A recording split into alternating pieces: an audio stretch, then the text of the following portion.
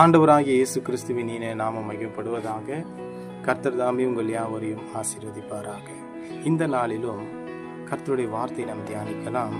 சங்கீதங்களின் புத்தகம் 23வது சங்கீதம் 5வது வசனம் இப்படியாய் சொல்லுகிறது: என் சத்துருக்களுக்கு முன்பாக நீர் எனக்கு ஒரு பந்தியை ஆயத்தப்படுத்தி என் தலையை எண்ணெயால் அபிஷேகம் பண்ணுகிறீர், என் பாத்திரம் நிரம்பி வழிகிறது. ஆம் பிரியமானவர்களே, தேவனாகிய கர்த்தர் உங்களுடைய சத்துருக்களுக்கு முன்பாக உங்கள் தலையை உயர்த்துகிறவராயிருக்கிறார். நாம் அநேக நேரங்களில நமக்கு விரோதமான காரியங்களை செய்கிறவர்களை நம்ம எதிரிகளாய் பார்க்கிறோம்.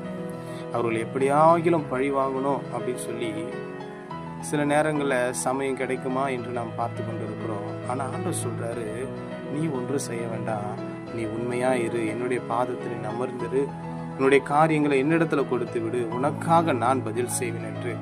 அதனால தான் ஆண்டவர் இன்னொரு வசனத்துல நம்மோடு கூட சொல்லுகிறார்.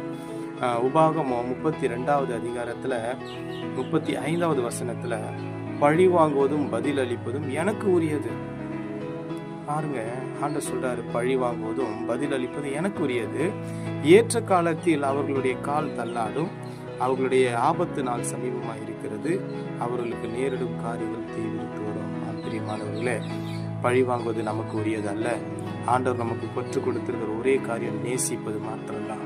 அன்பு சகலத்தையும் தாங்கும், சகலத்தையும் சகிக்கும், சகலத்தையும் பொறுத்துக்கும். அந்த அன்பில நாம் நிலைத்திருக்க வேண்டும். நம்முடைய தேவன் அன்பானவர்.